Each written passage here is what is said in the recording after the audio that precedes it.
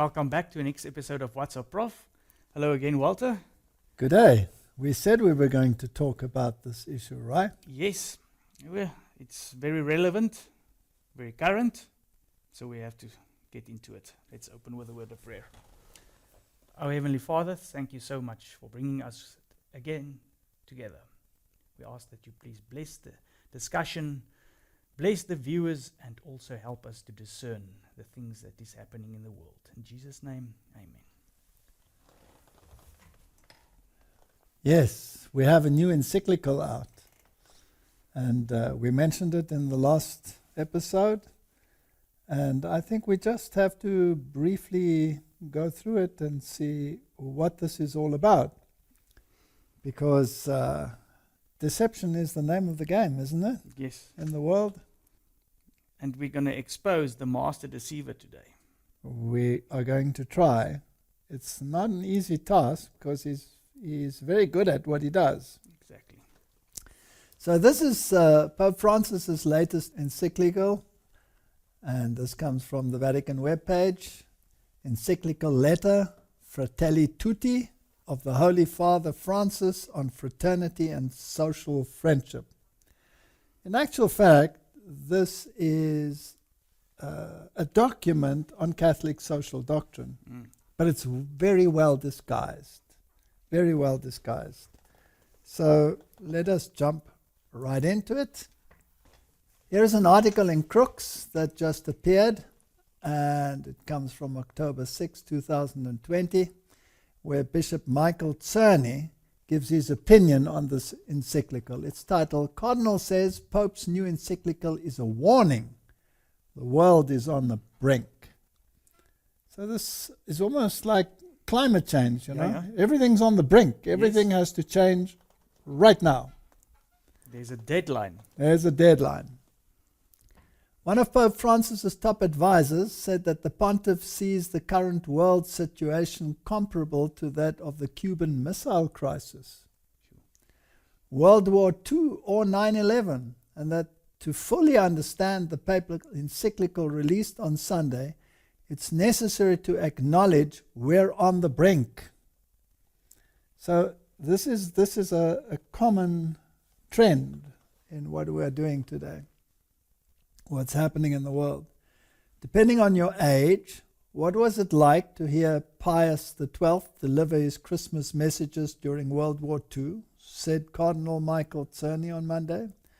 Or how did it feel when Pope John the 23rd published Pacem in Terris? Or after 2007-2008 crisis? It's interesting how they mention these events, right? Yeah. Or after 9/11. And I think you need to recover that feeling in your stomach, in your whole being, to appreciate Fratelli Tutti. Okay, he continues. I think Pope Francis feels today the world needs a message comparable to what we needed during the Cuban Missile Crisis, or World War II, 9/11, or the big crash of 2007, 2008.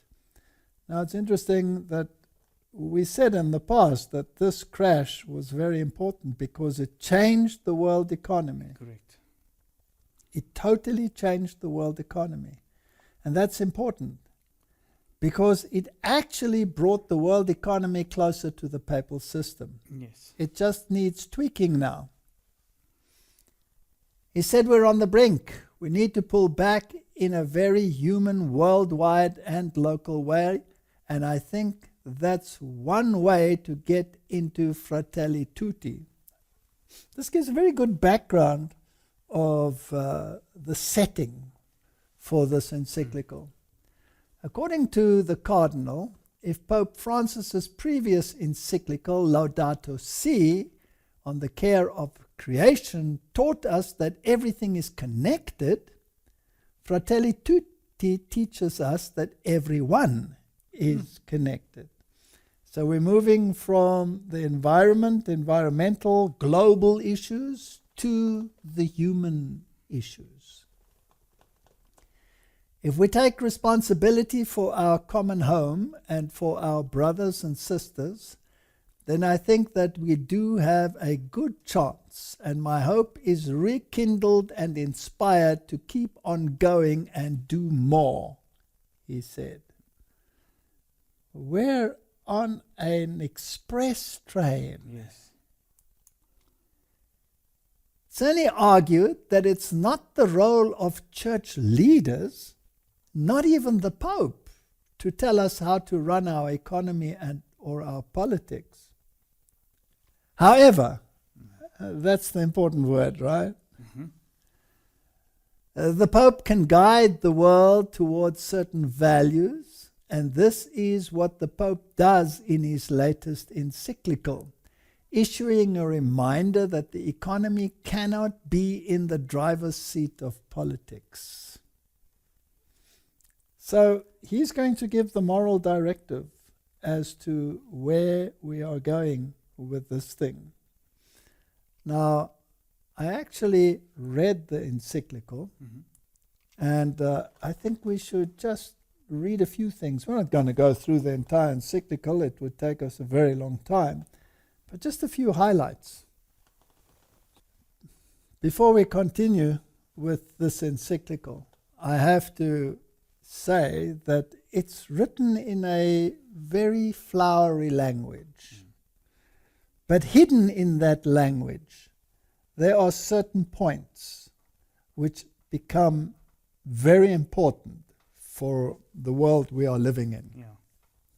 And it has a much deeper root than appears on the first look. So this is the encyclical, and we will scroll down through the encyclical. And he starts with Fratelli Tutti, with these words. So St. Francis of Assisi addressed his brothers and sisters and proposed to them a way of life marked by the flavor of the gospel. Of the counsels Francis offered, I would like to select the one in which he calls for a love that transcends the barriers of geography and distance, and declares, "Blessed all those who love their brother as much as when he is far away from him as when he is with him." So he starts with this. So his role model is St. Francis of Assisi. Now, I have a problem with that from the word go, because my role model is Jesus Christ. Yes. And that would be the starting point where I would start. But for a Roman Catholic, I guess the saint is a better interpreter. Yeah. But it's also because they put them on par with Jesus. Correct. So now, let's just read some of the statements. We're not going to read too many, just a few of them. Point number 2, he says, "This saint of fraternal love, simplicity and joy, who inspired me to write the encyclical Laudato Si." So he refers back to Laudato Si. You cannot separate the two. So the one deals with the environment, the other one deals with humanity. And the two have to go together. Prompts me once more to devote this new encyclical to fraternity and social friendship. Francis felt himself a brother to the sun, the sea, and the wind, yet he knew that he was even closer to those of his own flesh. Now, my young brother, what is that? Pantheism. Pantheism. At its best. Was Laudato Si speckled with pantheism? Yes. This is a pantheistic religion. It is an earthbound pantheistic religion where man sets himself up as his own deity. This is a very dangerous opening statement. Wherever he went, he sowed seeds of peace and walked alongside the poor, the abandoned, the infirm, and the outcast, the least of his brothers and sisters. Now, this sets the tone for Catholic social doctrine. Christ came to save all. Yes. of humanity. And Jesus said, the poor will be with you always. And there are discrepancies in the world which are not fair. Mhm. But the way in which they use the situation, which they often create themselves, is what is scary. And then he starts off by talking about without borders. Mhm. No borders. Now, we don't have to go into great detail. We know that Donald Trump was very strict on borders and that there was a problem there with borders. So he goes into this. He even talks about walls and all of these issues. He says Francis did not wage a war of words aimed at imposing doctrines. He simply spread the love of God. He understood that God is love, and those who abide in love abide in God, quoting 1 John 4:16. In this way, he became a father to all and inspired the vision of a fraternal society. Now, the problem with this sentence is that this is how many people believe today. All you need is to preach about the love of Jesus, nothing else, or maybe just love, and leave out Jesus. Yes. And that doctrines are a problem. That's why Francis did not wage a war of words aimed at imposing doctrines. Because it causes division. It causes division. And Pope Francis said, take away the doctrine, right? Mhm. So they don't want doctrine. They want their social theology. Yes. Now, their social theology will only work, of course, if there are enough poor people that they can get on board. So the poorer they can make society, the more likely they are to succeed in getting the power that they want. Yes. This was a very dangerous precedent. Now, again, he refers to Laudato Si. In the preparation of Laudato Si, I had a source of inspiration in my brother Bartholomew, the Orthodox patriarch. And he says he had this grand Imam, Ahmad al-Tayyib. He was also a source of inspiration, and we met in Abu Dhabi, and the present encyclical takes up and develops some of the great themes raised in the document that the Imam and he signed together. So this has all been prepared beforehand, Yes. and the mega religions of the world seem to be on board. Yes. Right. That's the Muslim. Have you ever been to the Middle East? Have you ever been to these countries in the Middle East? No. Well, there you have a massive divide between the rich and the poor. So it is a very fertile ground for Catholic social doctrine. Yes. So as would be poorer countries, third world countries, whether they be in Africa, whether they be in South America. The target is Protestant countries that have developed a form of affluence which is not compatible with the rest of the world. And that has to be brought down, because that is the way in which you control humanity, right? Now, if you understand this, then you will see where they're actually heading. Of course, he has to bring in the COVID-19 pandemic and the reasons why we need rapid change. Anyone who thinks that the only lesson to be learned was the need to improve what we were already doing, or to refine existing systems and regulations, is denying reality. We need change. The new normal. Yeah. The Great Reset. We have to go to the Great Reset. It's interesting, he doesn't mention any specific legislation. He doesn't tout Sunday or any one of those. He did that before. Yes, he's just emphasizing Laudato Si, and that's been done there already. It's So been done, so we don't have to go there. So if we continue, and here he has again this theme: let us dream them as a single human family. This is a globalist agenda. This is a one world government agenda. This is the papal agenda. How much of the world does he want to control? The whole world. The whole world. How much of the world must fall in with his philosophy? Well, everybody. Everybody. Mhm. Now, if we take the Trump campaign and we take the Biden campaign, which one is more in line with the New World Order idea? Biden campaign. The Biden camp, right? That's becoming very interesting to me. Because as we discussed last time, there are King of the North elements in both of them. And both of them stand for Catholicism, and Yes. as we dealt with in the last discussion. But this Pope and the papacy in general dreams of world dominance. Yes. World dominance. A one World. world order. And the Donald Trump philosophy, although church and state is very strong in that philosophy, which is part of the Roman philosophy, it's not very strong on the one world government No, philosophy. He's more nationalist.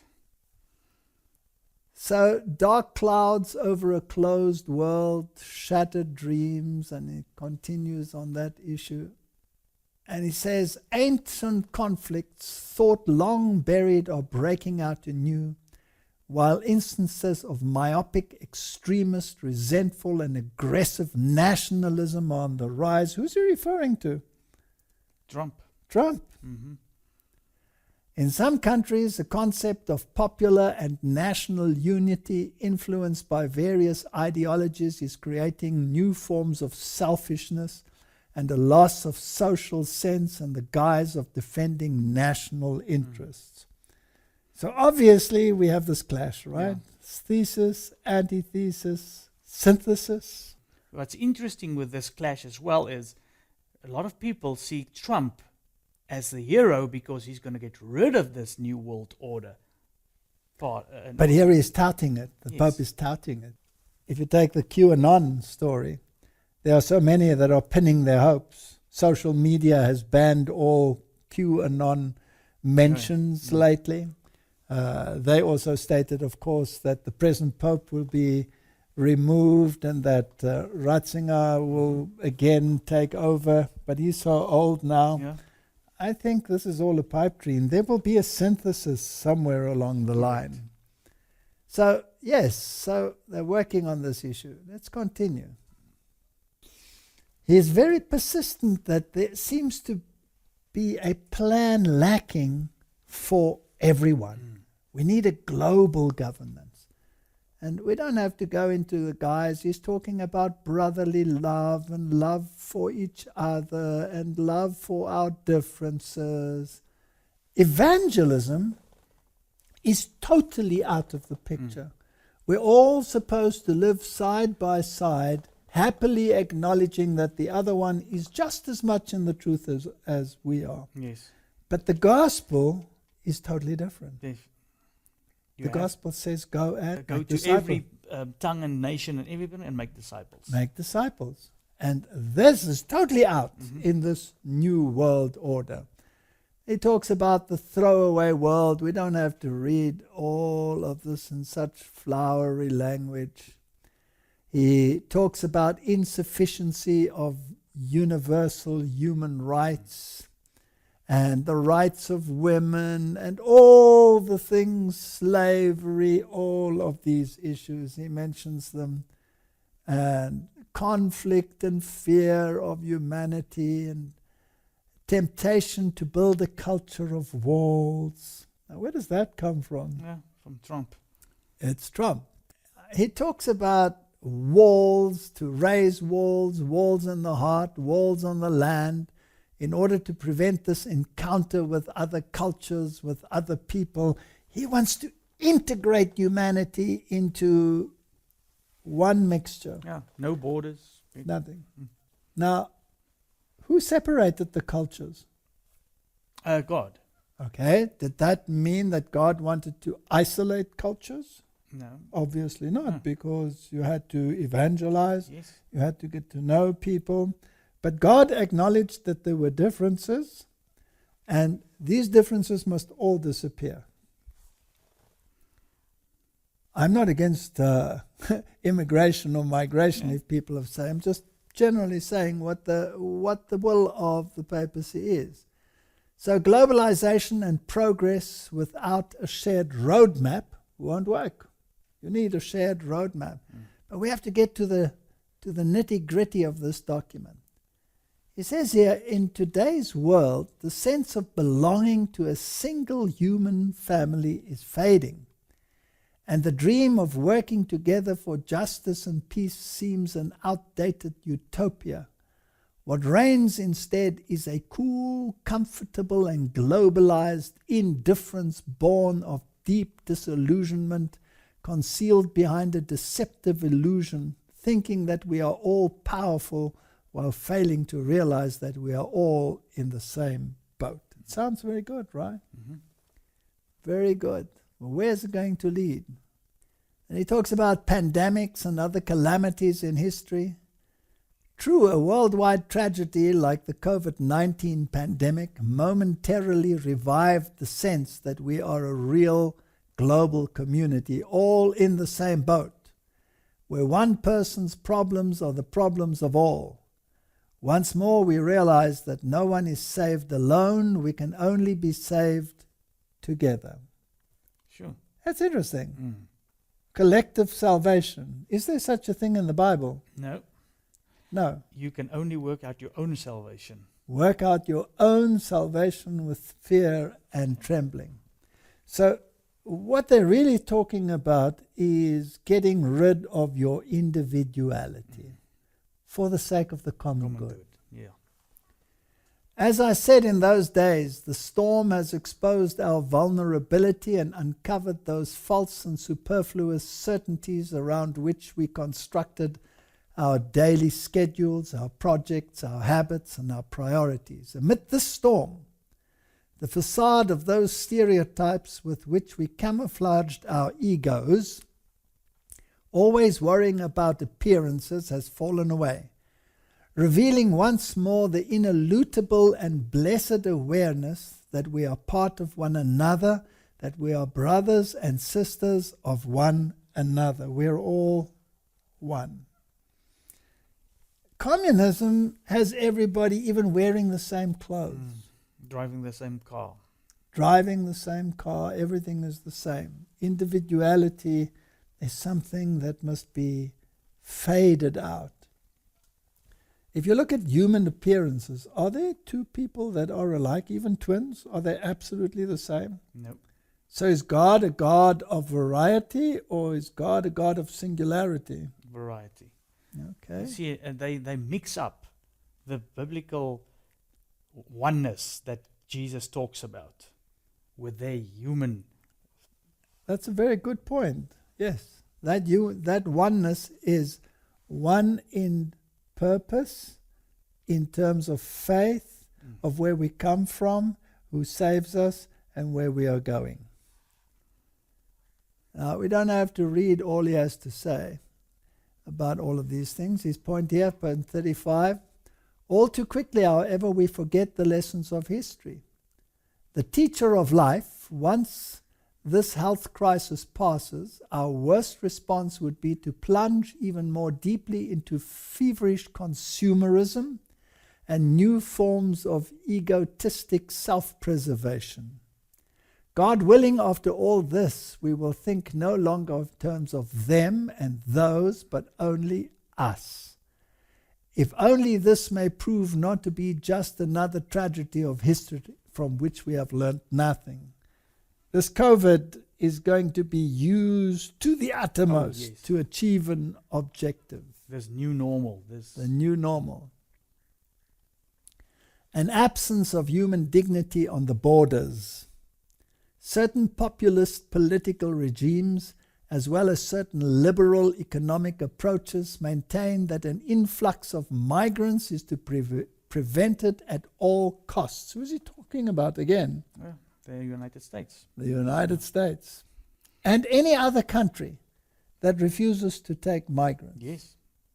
They had a big issue in Europe. A big one in Germany and all over the world. This is a major issue. But the Pope has always maintained that we have to have migrants. We have to mix the cultures. I'm wondering whether he wants to mix cultures or whether he wants to mix religions. Mm. Because cultures come with religions. Migration, more than ever before, will play a pivotal role in the future of our world. He's going to mix. He's going to mix. Definitely. Yet it is also true that an individual and a people are only fruitful and productive if they are able to develop a creative openness to others. We have to mix shameless aggression. This has now given free rein to ideologies. Things that until a few years ago could not be said by anyone without risking the loss of universal respect can now be said with impunity and in the crudest of terms, even by some political figures. Who's he referring to? It's getting boring, right? It's a one-way conversation the whole time, it looks like, towards Trump. Yeah, it is definitely alluding to... He should have said that not only Francis of Assisi was inspiring to write this. Yes, absolutely. There's another one here. Article 46 here. We should also recognize that destructive forms of fanaticism are at times found amongst religious believers, including Christians. He likes to throw that in there. And what was his greatest gripe with Christians? The Christian Fundamentalists, true Bible believers. True Bible believers. And they define it. Anybody who believes in a literal creation, who believes that Jesus atoned for our sins, etc. Is a fundamentalist. Yes, who believes in a literal resurrection, all of those issues. They are the enemy of the world. Yeah, they're terrorists. So including Christians, they too can be caught up in networks of verbal violence through the internet and various forums of digital communication. I wonder whether he's talking about us. Even in Catholic media, limits can be overstepped. I think he's talking about the church militant. The church militant. Defamation and slander can become commonplace, and all ethical standards and respect for the good name of others can be abandoned. How can this contribute to the fraternity of our common Father, asks us. But Jesus said, I have not come to bring peace, but a sword. Yeah. So the gospel will bring variance. He's cutting out the gospel. Very important. There's no room for the gospel in his fraternity. That's why Jesus Christ is not the norm. St. Francis becomes the norm. Information without wisdom, forms of subjection and self-contempt and hope, and very flowery language. And then he discusses in great detail the Good Samaritan. But he totally misses the point of who the Good Samaritan is. The Good Samaritan is Jesus Christ. Yeah. And what did Jesus Christ do when he came across this poor, battered man? He was on a journey. All the others that had passed by had come down from Jerusalem, and they ignored this man lying there. But the Good Samaritan went up to him and gave him oil and wine and dressed his wounds with that. The oil is a symbol of the Holy Spirit. Yes. The wine is the symbol of teaching, of doctrine. Yes, doctrine. So he gave him wine and he gave him doctrine. Because the church had neglected him. And then he put him on his own donkey, his own means of transport, and he took him to an inn, a very strange inn, because it was also a hospital. It's a symbol of the church. Yeah. And then he said to the innkeeper, here's some money. It's interesting that he gave him 2 pence. The same. 2 pence and said, I'm going away, but when I come again, I will reward you. But here's the money that is necessary to take care of these neglected ones in the hospital, the church. Now, just for interest's sake, a penny was a day's wages. So he gave him 2 days' wages. I'll let the people think about that for themselves. Because in cosmic week thinking, a day would be 1,000 years. But let's not go there. We'll get into trouble. But it's an interesting thought. So he has this story about, this poor man and the Good Samaritan. And he doesn't make Jesus the Good Samaritan. We become the Good Samaritans. So we're going to skip his long story on the Good Samaritan, where he talks about all of these issues. It's interesting that the imams and everybody was so interested in this encyclical. And then there's this interesting heading, Neighbors Without Borders. This is definitely globalism on a grand scale, envisaging and engendering an open world. Yeah. This is New World Order stuff, right? Again, he has the topic here, open societies that integrate everyone, inadequate understandings of universal love, a love capable of transcending borders, is the basis of what in every city and country can be called social friendship. Genuine social friendship within a society makes true universal openness possible. He's obviously referring to Catholic social doctrine, and we'll see he gets to the point a little bit later in his encyclical. Now, what is the role of the church according to the Pope? It's to promote moral values. Now, in his case, whose moral values? His own. His own, the church's, right? Not the biblical ones. No. So he writes, nor can we fail to mention that seeking and pursuing the good of others and of the entire human family also implies helping individuals and societies to mature in the moral values that foster integral human development. Now, those moral values come from the papacy. He's building up. He's building up. He writes, here, regrettably, I feel bound to reiterate that we've had enough of immorality and the mockery of ethics, goodness, faith, and honesty. It is time to acknowledge that light-hearted superficiality has done us no good. Once the foundations of social life are corroded, what ensues are battles over conflicting interests. Let us return to promoting the good.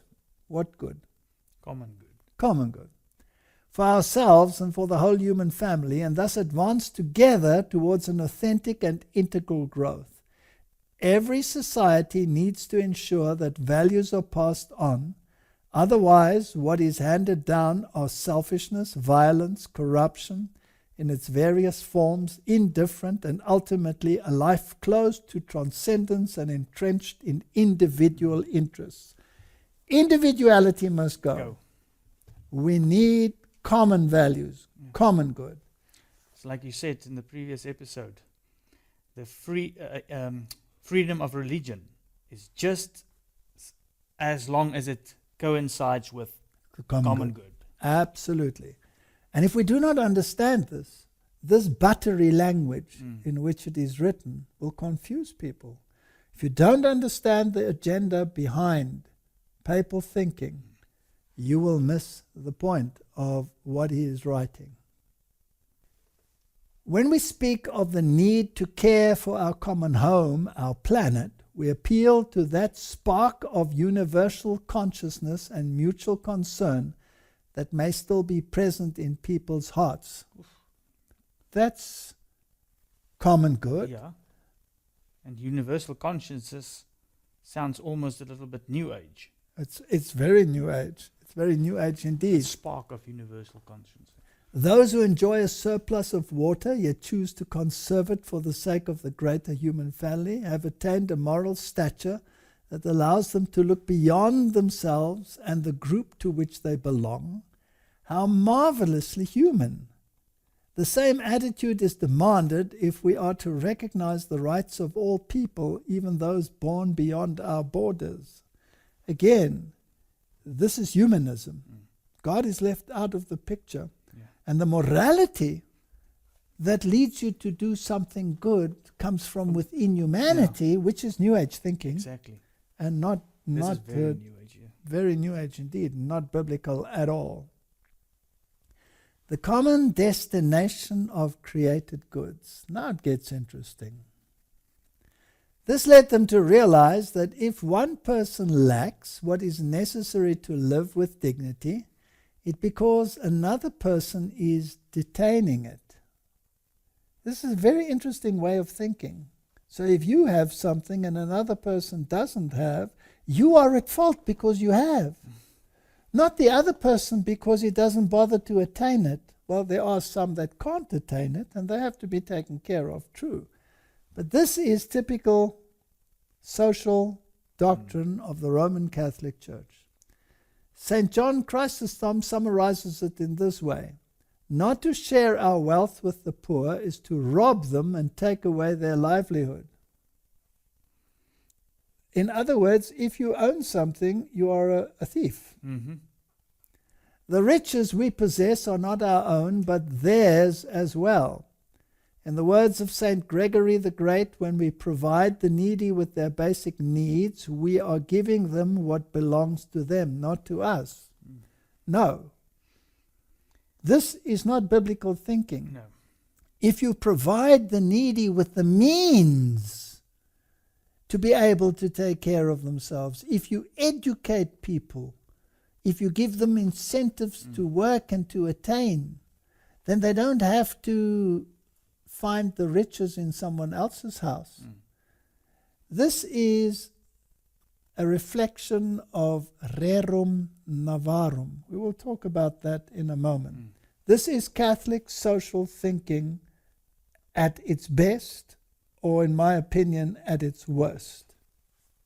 Now he quotes John Paul II. Well, there's a shrine in the United States to him, and Donald Trump visited that shrine. I wonder whether he's so happy with the theology of Pope John Paul. Well, he mentioned in the previous episode in that video that That he actually is. Yeah, that is very strange. For my part, I would observe that the Christian tradition has never recognized the right to private property as absolute or inviolable. Okay. This is Catholic social doctrine. We will go into that. And has stressed the social purpose of all forms of private property. In Roman Catholic thinking, you are allowed to possess property, but the property is not your own. It is there for social advancement. If you take it to an extreme case, like they do in some countries in the world, if you own a piece of land and others have need of it, they may occupy it. Yeah. It's your social duty then to provide it because you possess it. It's probably also your social duty to continue paying the dues on the land. Now, this gets very interesting. So it says the common use of created goods is the first principle of the whole ethical and social order. Now, this is very fascinating. So if you own something, you only own it for the social good. I once worked for an institution that gave me a cell phone because we needed to communicate it. But the cell phone was a social grant. So anyone else who stopped you and needed the cell phone, you had to give it to them. But the bill came to you. That's interesting. You're very. Yeah. So nothing you own is actually yours. If you drive a Nothing private car, then It's somebody not your car. it's not your car. If someone has need of it, you can take it. It is natural and inherent right that takes priority over others. All other rights having to do with the goods necessary for the integral fulfillment of persons, including that of private property or any other type of property, should, in the words of St. Paul VI, in no way hinder this right, but should actively facilitate its implementation. You don't own anything. He's referring to the encyclicals of Pope John Paul II. He's referring to the encyclicals of Paul VI. We'll have to have a quick look at those. In no way hinder this right, but should actively facilitate its implementation. The right to private property can only be considered a secondary natural right, derived from the principle of the universal destination of created goods. This has concrete consequences that ought to be reflected in the workings of society. Yet it often happens that secondary rights displace primary and overriding rights, in practice making them irrelevant. So you're using your property for your own, but it's a bad thing. That's a no-no in Catholic thinking. Now, in the Middle Ages, they had the clergy, and then they had the elite. The elite were the landowners, and the serfs occupied the land, but they didn't own the land. So we're going to head for a similar system under this order. So a major company will provide the housing, and you become basically a slave to the company. That the company then takes the place of the elite landowners of ancient times, the nobles. Yeah. So we have the same system. Rights without borders. No one then can remain excluded because of his or her place of birth, much less because of privileges enjoyed by others who were born in lands of greater opportunity. The limits and borders of individual states cannot stand in the way of this. So if you have become a rich nation because you are a hard-working people, then you have to give that away to the poorer people. Yeah. You have to. This is Catholic social doctrine. Everybody has to be equal. Any head that pops up above the others should be lopped off. Yeah. Development must not aim at the amassing of wealth by a few, but must ensure human rights, personal and social, economic and political, including the rights of nations and of peoples. So what applies to the individual applies to the nations. So capitalism, in all its forms, must disappear. The alternative is the state owns everything, and that is, according to Catholicism, also not right. So we have thesis, we have antithesis. Yes. Let's put it political. Yeah. We have Trump and we have Biden. Yes. Both of them are wrong. We need a Both of them are wrong. We need a synthesis. church and state. Church and state together. You have private property, but only under a social mortgage. And anything that you own is not yours. Yeah. Interesting, in the previous episode, Biden said that he lives by the social doctrine Of the church. Roman Catholic Church. And what Now, Bernie Sanders was boasting about the fact that he went to the Vatican and there took part in these discussions of economics. And he was boasting that his philosophy is the Catholic social philosophy. And the Americans looked at him and said, this man is extreme. They haven't seen anything yet. They haven't seen anything yet. But let's continue. There's just another thing that was coming to mind now. Amy Coney Barrett belongs to that group people of praise. Yes, And according to the articles, they already also have a sort of social, everything belongs to everybody. They share their incomes and absolutely. everything. Absolutely. So, Catholic social doctrine, when that becomes the norm, we will realize where this is really leading. We'll talk about it in a moment. So, the right to private property is always accompanied by the primary and prior principle of the subordination of all private property to the universal destination of earth goods, and thus the right of all to their use. You have nothing. Now, is this biblical? No. No. Do we have a story in the Bible where a government wanted to take away the land of a private landowner? Do you remember the story of Ahab Yes. and Naboth's vineyard? Yeah. And Ahab wanted the vineyard. Yes. And Ahab said, I want this vineyard. And Naboth said to him, I'm sorry. This is my inheritance. From whom? From God. From God. Yeah. This is my God-given right. It is not yours. Do you remember who said to him, don't worry, I'll get it for you? Jezebel. Jezebel. And Jezebel serves as a type of whom? The Roman Catholic Church. Aha, how do we know? Because if you go to the middle church in the book of Revelation, there is Jezebel, who is tolerated by the church. She is dealing in purple and Yes. red, the colors of the Roman Catholic Church. She is the one who says, I'll get it for you. So who's mightier, the king or Jezebel? Jezebel. Jezebel. His countenance was sad, the Bible says. And Jezebel, what did she do? She had him murdered. killed him. She killed him. So do you think governments can sometimes sanction the killing of people who own land? Yes. Do you think it could happen?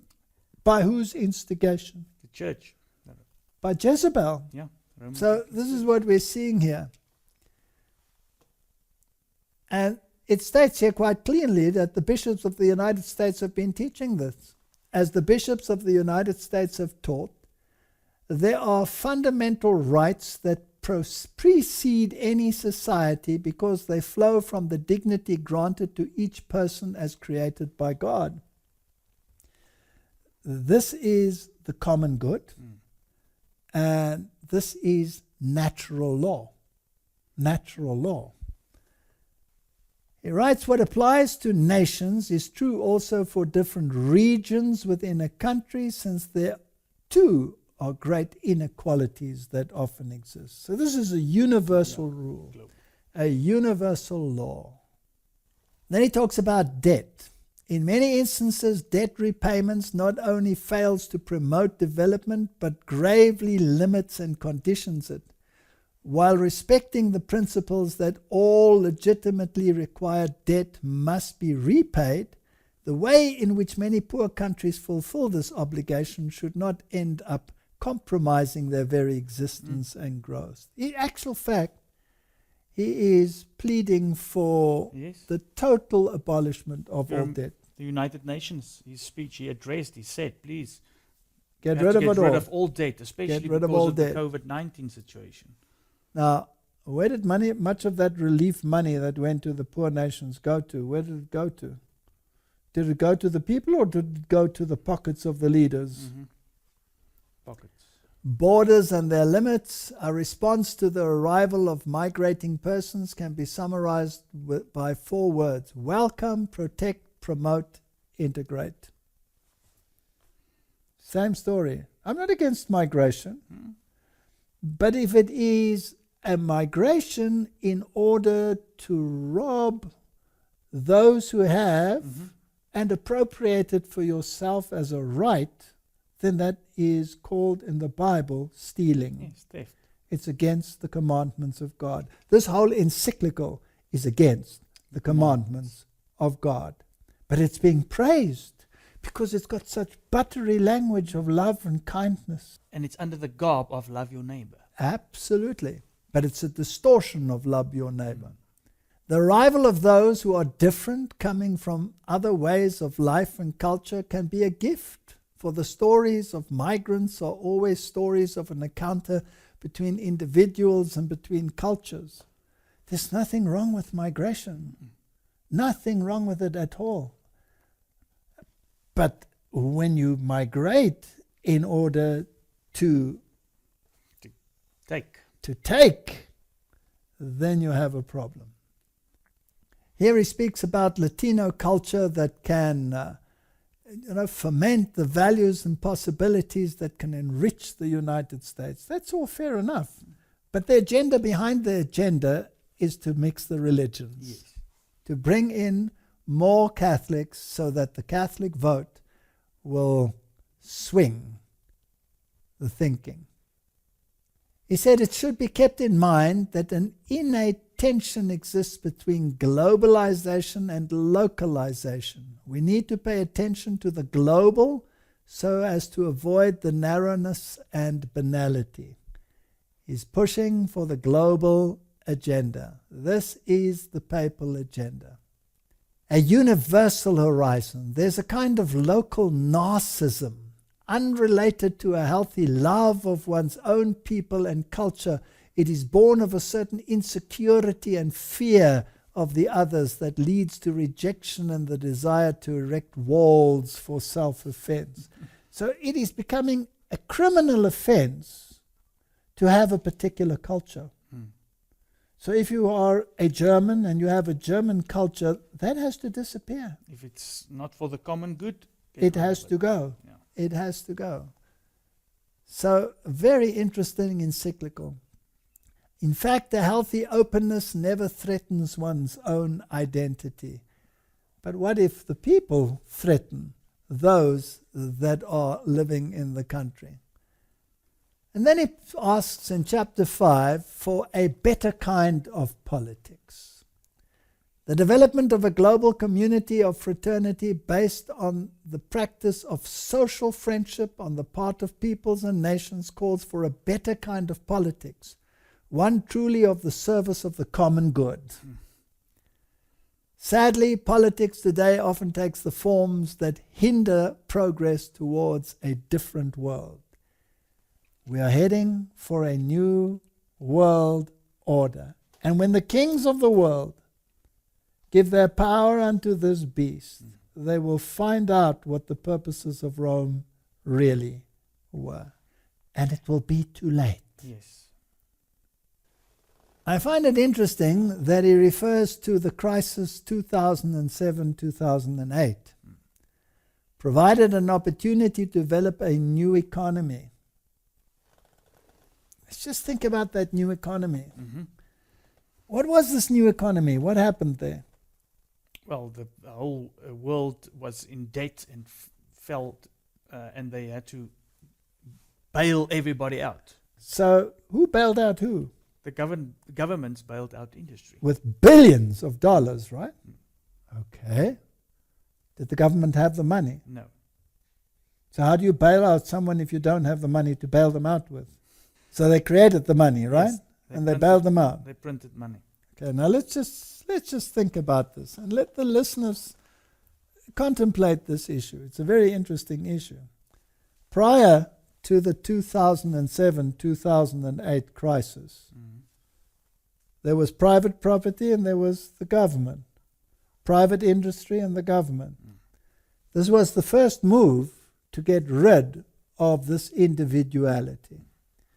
So when the governments bailed out the industry, was it in the form of a loan or was it in the form of a buy-in?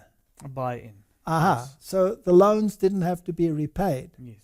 So now what happened post-2007, 2008, is that government and industry became partners.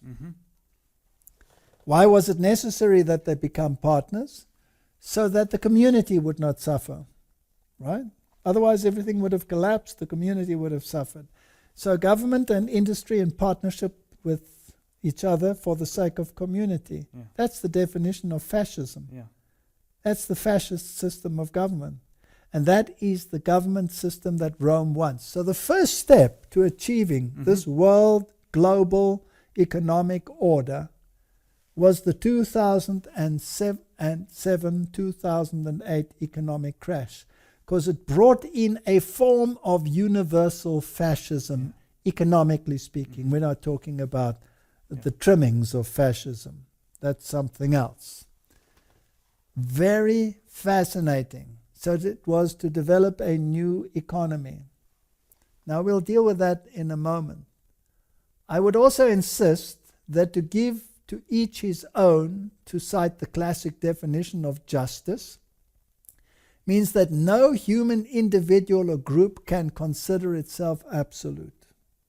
No group entitled to bypass the dignity and the rights of other individuals of their social groupings. So you can't have your own identity. You may not. No. Now, what if you are a religious identity that is different from the rest? You'll have to You'll change. You'll have to change. The effective distribution of power, especially political, economic, defense-related and technological power amongst the plurality of subjects, and the creation of a judicial system for regulating claims and interests are one concrete way of limiting power. Very interesting. So you're not allowed to be an individual. I would also note the need for a reform of the United Nations organization. Yeah. He's a very busy man. Yes. And likewise of economic institutions and international finance, so that the concept of the family of nations can acquire real teeth. Yeah. We're heading somewhere. Yeah. We're heading somewhere. Courage and generosity are needed in order freely to establish shared goals and to ensure a worldwide observance of essential norms. What does that mean? I wonder whether Catholic morality and Catholic worship of the sun god are included in this essential norm. It did say so in Laudato Si, to which he referred to many, many times. And it seems as if your individual or group identity will have to give way to this new norm. Much need to change through fundamental reform and major renewal. Only healthy politics involving the most diverse sectors and skills is capable of overseeing this process. I wonder whether he is setting himself up as the master puppet man. The moral leader. The moral leader of the world. We need political love in order to do this. Now let's get to the nitty-gritty. At a time when various forms of fundamentalist intolerance are damaging relationship between individuals, groups, and peoples. Any idea who we could be talking about?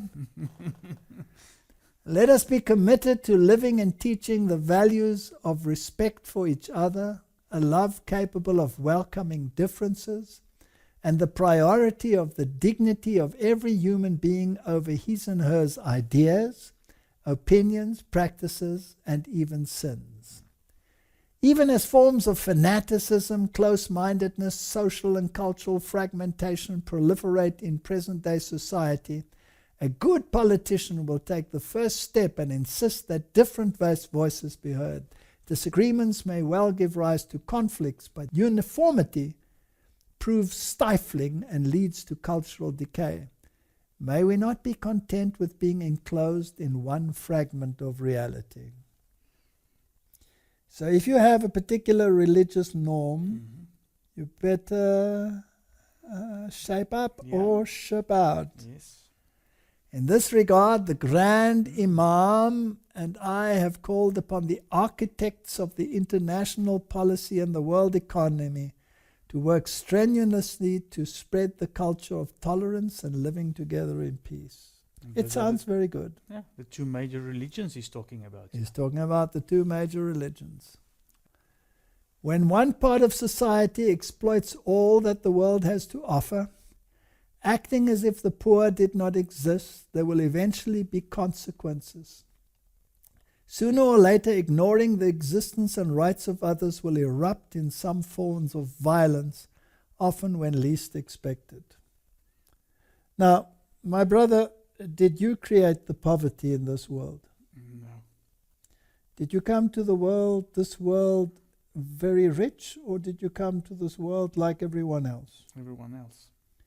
Did you have to work to achieve whatever you have achieved in life? Mm-hmm. Is it your fault if governments or systems suppress others? No. This is a very one-sided view of the world. So, let's continue. I find it interesting that he says truth, in fact, is an inseparable companion of justice and mercy, which is, of course, true. Mm-hmm. But whose truth is he talking about? The church. Not about the truth of the Bible. No. At the cross, justice and mercy kissed each other. That's where you find truth. Truth is found in Jesus Christ and in His Word and in His law. This is absolutely counter to everything that the Bible stands for. Well, I must just say, the Roman church, Yeah, not just church. correct. That's what we're talking about. Then he refers to the bishops of South Africa. He's bringing in the whole world in an integrated form. In point 275, he says, it should be acknowledged that amongst the most important causes of the crisis of the modern world are a desensitized human conscience, a distancing from religious values, and the prevailing individualism, accompanied by materialistic philosophies that deify the human person and introduce worldly and material values in place of supreme and transcendental principles. It's interesting that human conscience has been desensitized by whom? Isn't it by the media? Yeah. Do you think Hollywood played a part? Yes. So Jesuit theater played a part in this. Mm-hmm. So you create the crisis, you create the chaos, and then out of the chaos you create your new world order, ordo ab cao. Very interesting.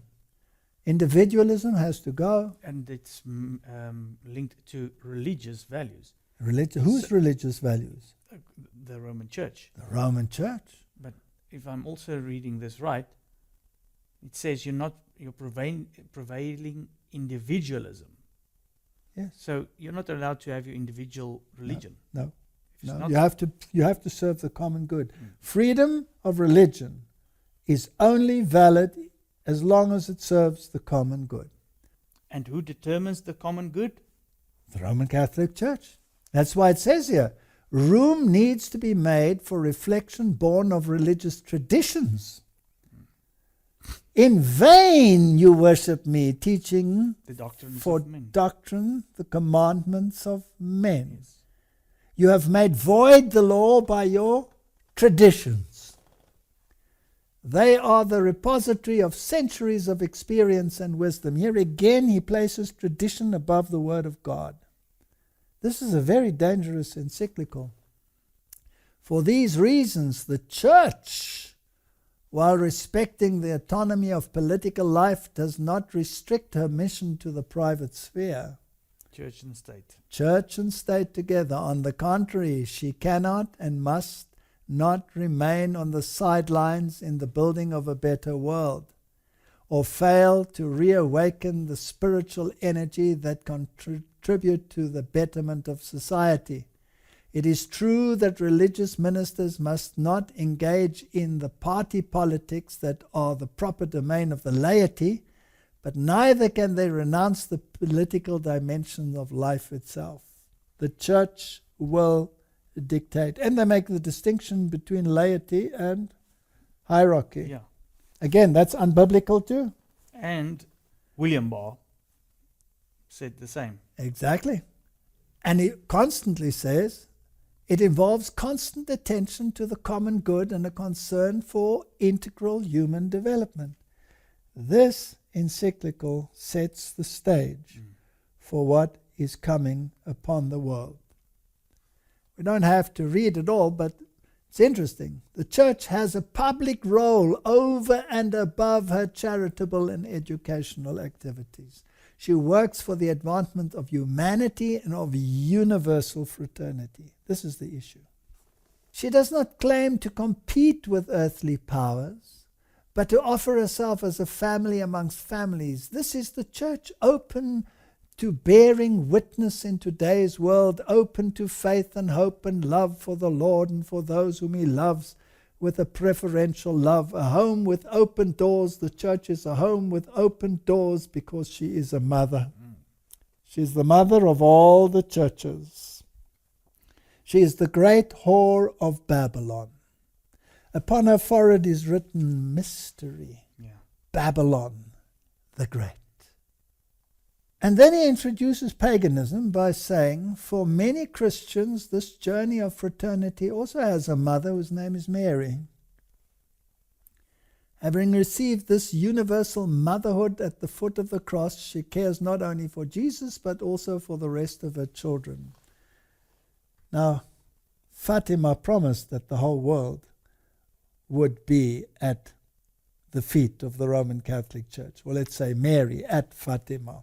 It's interesting that they called it Fatima, and it brings, of course, the Muslim world into union with the Catholic world. But be that as it may, I think we've read enough of this encyclical to get the point. Yes. I want to point the viewers to this book, Ecclesiastical Megalomania, by John Robbins. It's a very fascinating book. And if you want to know more about Catholic social doctrine and the economic principles of the Roman Catholic Church, then you would be wise to read this book. I just want to read one or two statements here which might interest you.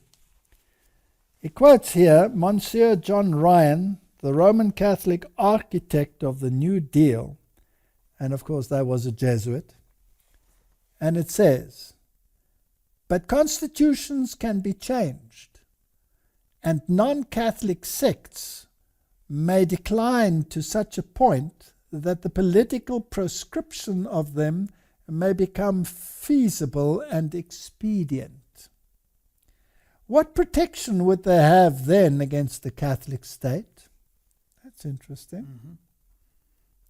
The latter could logically tolerate only such religious activities as were confined to members of the dissenting groups. It could not permit them to carry on general propaganda, nor accord their organizations certain privileges that had frequently been extended to all religious corporations. For examples, exemption from taxation as an example. The church will rule. In 1948, the Jesuit Cavalli explained Roman Catholic state political strategy in La Civiltà Cattolica. It says the Roman Catholic Church, convinced through its divine prerogatives of being the only true church, must demand the right of freedom for herself alone. Because such a right can only be possessed by truth, never by error. In a state where the majority of the people are Catholic, the Church will require that legal existence be denied to error, and that if religious minorities actively exist, they shall have only a de facto existence without opportunity to spread their beliefs. This is Jesuit thinking. If you belong to some group that believes the Bible, that believes that Jesus is the only way to salvation, that believes that the Word of God is the norm and standard for your life, that believes that the law of God in its entirety, all 10 commandments, is binding, you will be an anathema in the eyes of this church. Ayn Rand was right when she wrote in 1967 The Catholic Church has never given up the hope to re-establish the medieval union of church and state, with a global state and a global theocracy as its ultimate goal. He writes further, the Roman Church state in the 20th century, however, is an institution recovering from a mortal wound. This is biblical language from an economist. If and when it regains in full power and authority, it will impose a regime more sinister than any the planet has yet seen. And if people still do not believe us, let us just go through a few papal statements to show that this encyclical is absolutely in harmony with papal thinking and has nothing to do with fraternity and brotherly love. It has to do with megalomania and power hunger. I find it very interesting, my young brother, that Archbishop Quigley in 1903 in the Chicago Tribune wrote the following: when the United States rules the world, the Catholic Church will rule the world. And that is why the battlefield is in the United States of America. And the ideology which will eventually surface there, when this thesis and this antithesis, let's say Biden and Trump, clash, will produce the synthesis that has been prepared and already implemented since the 2007 and 2008 economic crash. But let us just go to some statements. I just want to say on that it's also biblical language. The image of the beast will give all its power to the beast. Absolutely. According to canon law, the control of all property of the Roman Church state belongs to the Pope, its supreme emperor. It's very clear. Yep. These are statements. This comes from Thomas Rees, Inside the Vatican, The Politics and Organization of the Catholic Church, Harvard University Press. The economic thought of the Roman Catholic Church. Private property. Thomas Aquinas wrote no treatise on economics, but his thinking based on that of Aristotle, very interesting, not based upon the Bible, just like Francis, is foundational for understanding the economic thought of the Roman Church state. This is The Growth of Economic Thought by Henry Siegel. Roman Catholic economic thought as developed by the popes in their encyclicals and by Roman Church state councils has been a contributor to feudalism and guild socialism in Europe during the Middle Ages, fascism in Italy, Spain, Portugal, Croatia, and Latin America in the 20th century, Nazism in Germany in the 20th century, interventionism and redistributive state in the West, including the United States in the 20th century, liberation theology in Latin America and Africa in the 20th century. And now we're heading for the climax. Yeah. Thomas Aquinas discussing private property. The possession of all things in common is the natural law. Thomas wrote, the possession of all things in common and universal freedom are said to be of the natural law, because to wit, the distinction of possessions and slavery were not brought in by nature, but devised by human reason for the benefit of human life. Let's see how he continues. The community of goods, wrote Thomas, is ascribed to natural law. Not that natural law dictates that all things should be possessed in common and that nothing should be possessed as one's own, but because the division of possession is not according to natural law, but rather arose from the human agreement which belongs to positive law, hence the ownership of possession is not contrary to the natural law, but in addition thereto devised by human reason. They always write in this way. They write in this way to this very day. Exactly. This it actually so that the sounds, common person shouldn't understand what they are saying. but it's actually sounding as if you're just continuing continuing reading The Pope's encyclical. Absolutely. He writes, hence, what certain people have in superabundance is due by natural law to the purpose of succoring the poor. Did we just read that? Yep.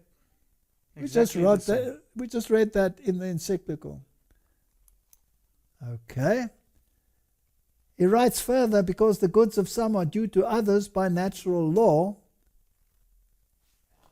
The goods of some are due to others. There's no sin if the poor take the goods of their neighbors. Okay. So in other words, you can break the commandments of God, that's fine. I've seen my neighbor has got some nice things. Maybe I can go over because Absolutely. I consider myself poor.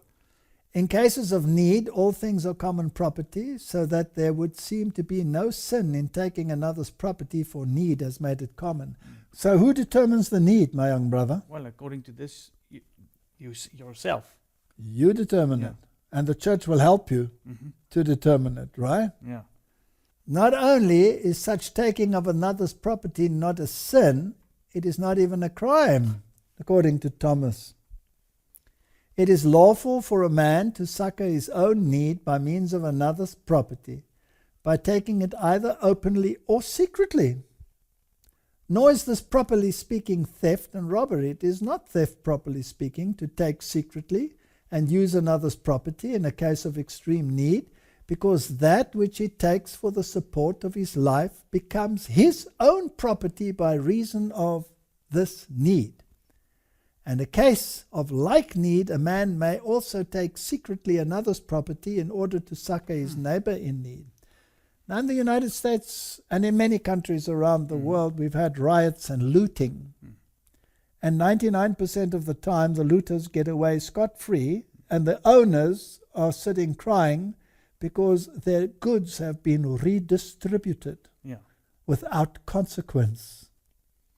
So you don't have to question anymore why that happens, that when people take something of somebody else, yes, nothing happens. And to why them. you should actually defund the police. Get rid of them. Because everything is common. You have no right to have something in superabundance. Now, if you have a store full of things, that's really a superabundance. How about just looting the store? Yeah. That's fine. No consequence. The church says it's not a sin. The Roman Catholic doctrine of private property is echoed in the 19th century communist slogan, from each according to his ability, to each according to his need. So human rights are more important than property rights. It was the creed of Lyndon Johnson's Great Society: we shall take from the haves and give to the have-nots who need it so much. It appears in the literature of fascism, Nazism, liberation theology, interventionism, and socialism. This is what the Bernie Sanders people and all of them are all about. This is Roman Catholic doctrine. Now, John Paul II, who is such a hero in the United States at the moment, expression of his 1987 encyclical on social concern: it is necessary to state once more the characteristic principle of Christian social doctrine. The goods of this world are originally meant for all. The right of private property is valid and necessary, but it does not nullify the value of this principle. Private property, in fact, is under a social mortgage. It doesn't belong to you. It belongs to everyone. Which means that it has an intrinsically social function based upon and justified precisely by the principle of the universal destination of goods. So who owns everything? The church. And nobody else owns anything, not even governments. No. The church owns everything. Everything. If you go back in history and you go to the map of South America, where the Pope took his finger and said, this belongs now to my good country Portugal. This here belongs to my good country Spain. If you do not toe the line, I'll take it away from you and give it to someone else. He'll put his hand over Czechoslovakia and say, well, the Czech Republic, and say, this no longer exists because a Jan Hus dared to sway the populace away from Rome. that country, that economy won't exist. Pope Paul VI, did Francis just quote him? Yes. Each man has therefore the right to find in the world what is necessary for himself. The recent Council, Vatican II, reminds us of this. God intended the earth and all that it contains for the use of every human being and people.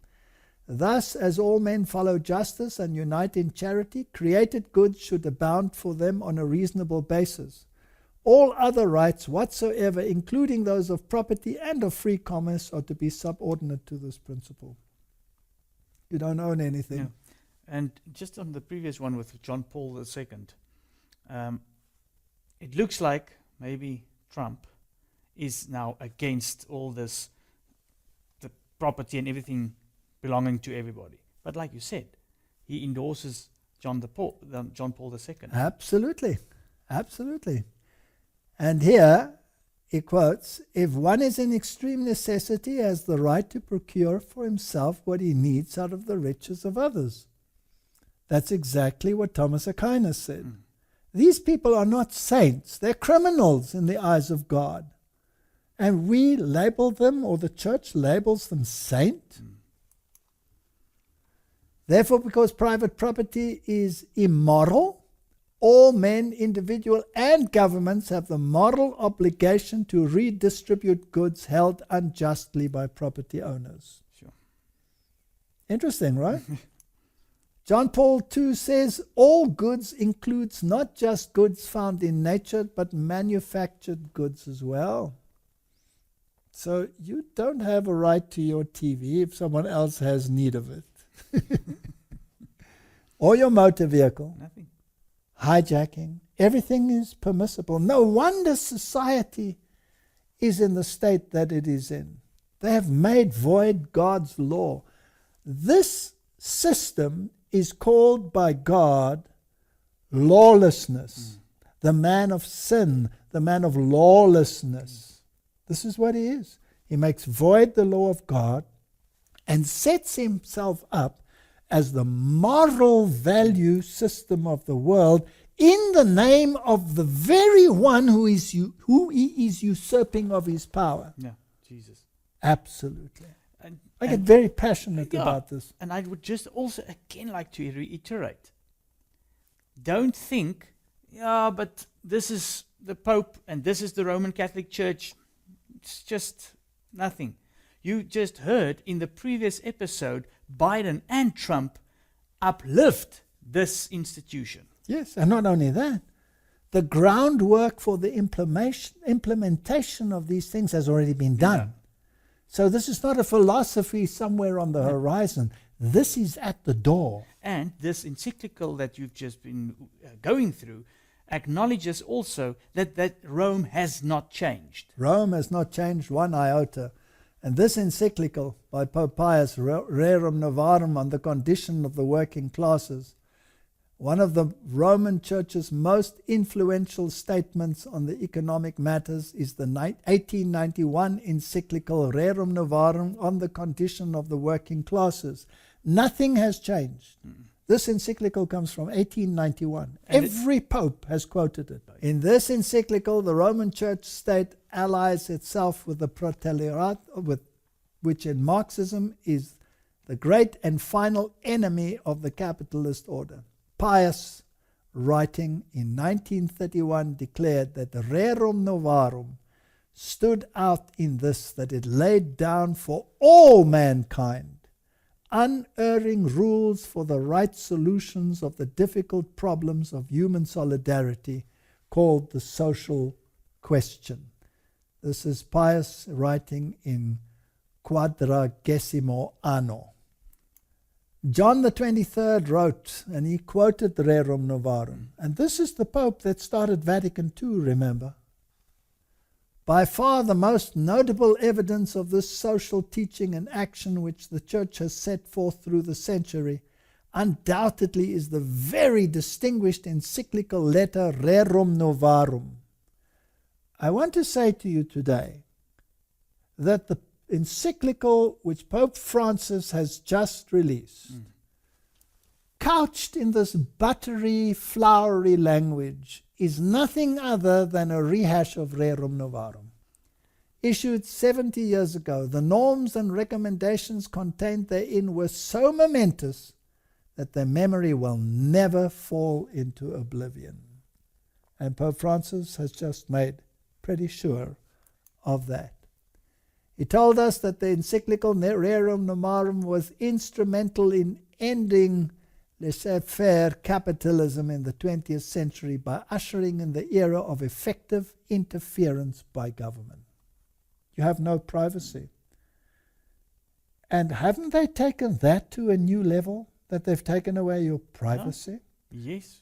It's in your pocket every single day when you carry your phone with you. Yes, and now with the COVID-19, look at the surveillance.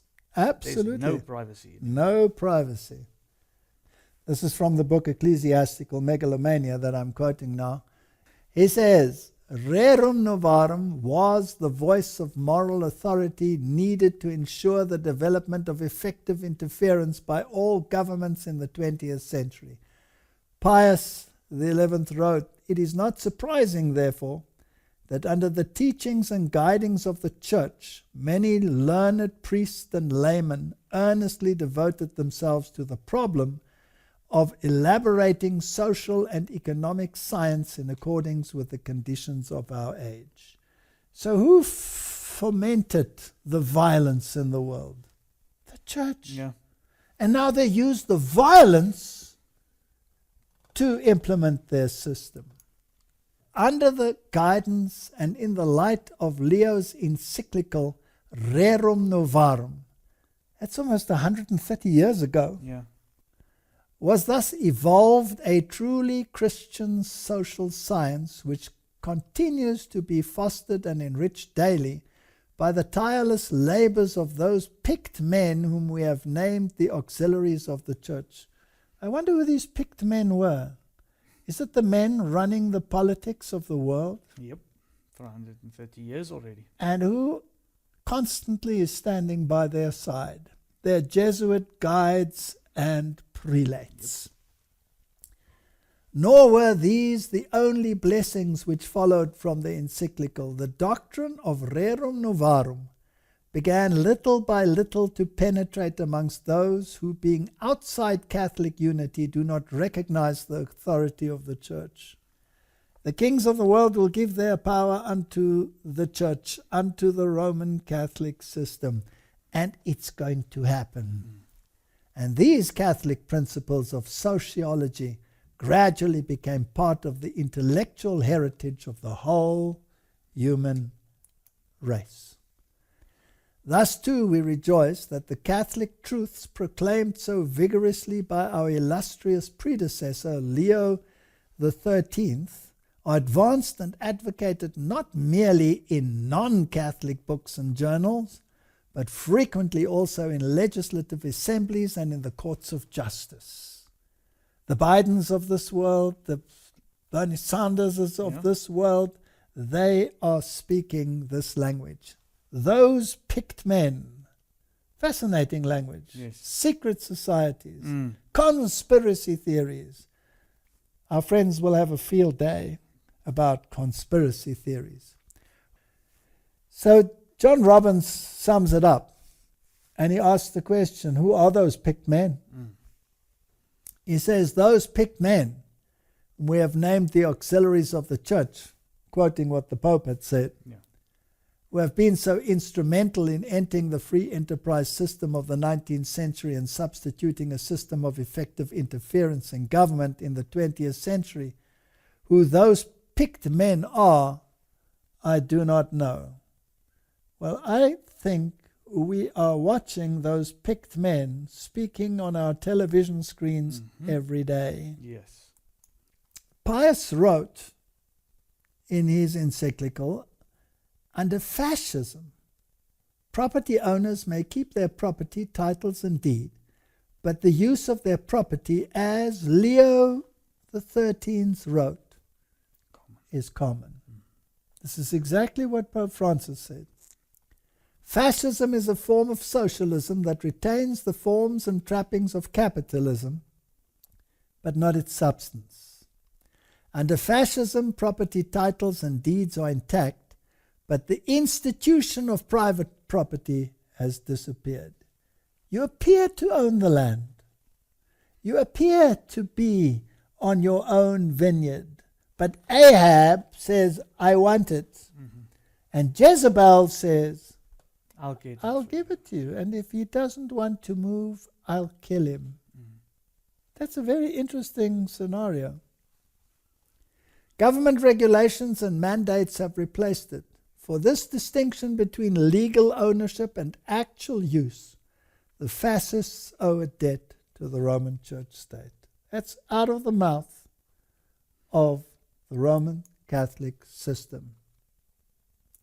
When we speak of the reform of institution, the state comes chiefly to mind, not as if universal well-being were to be expected from its activity, but because things have come to such a pass through the evil of what we have termed individualism, that following upon the overthrow and near extinction of that rich social life which was once highly developed through associations of various kinds, the social policy of the state therefore must devote itself to the re-establishment of the industries and professions. Let's put that in a nutshell. Mm-hmm. We want to go back to the Middle Ages. That's what it says. And it talks about the extinction of that rich social life, which history termed the Dark Ages. This is where we're heading, but worse. The experiment with economic freedom, Pius XI wrote, must end. And economic life must again be subjected to the planning and government. So now, having discussed the latest encyclical of the Pope, which comes after Laudato Si, where we have the care of the environment and the introduction of the concept of rest as determined by the Roman Catholic Church, we now add the fraternity and the social structure. Then you have the moral directive, and you have the social directive, and it's the dictates of the Roman Catholic Church.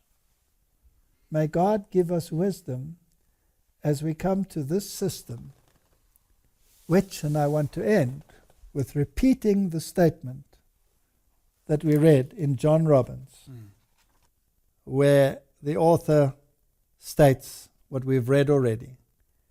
The Roman Church state in the 20th century, let's make that the 21st century, however, is an institution recovering from a mortal wound. If and when it regains its full power and authority, it will impose a regime more sinister than any the planet has yet seen. This is on page 195 of this book. May God grant humanity mercy, and may they find refuge under the wing of Jesus Christ, so that they may understand what true liberty is all about. It is bound up in His law. Yes. It is bound up in His law, which is a transcript of the character of God, and grants you rights which they, with impunity, will remove from you. Let's pray. Heavenly Father, we are heading for the very final moments of Earth's history. We are in very serious times, and there is only one solution that is left. Because I know, Lord, that the kings of the world will give their power unto this beast. And the solution is the rock cut out without human hands that will strike the statue and bring the systems to an end, so that not even the dust will remain. May that day come soon, in Jesus' name. Amen. Thank you for watching this video. To subscribe, click here. When the bell appears, click again to get notifications. To watch the next video, click here. Thank you.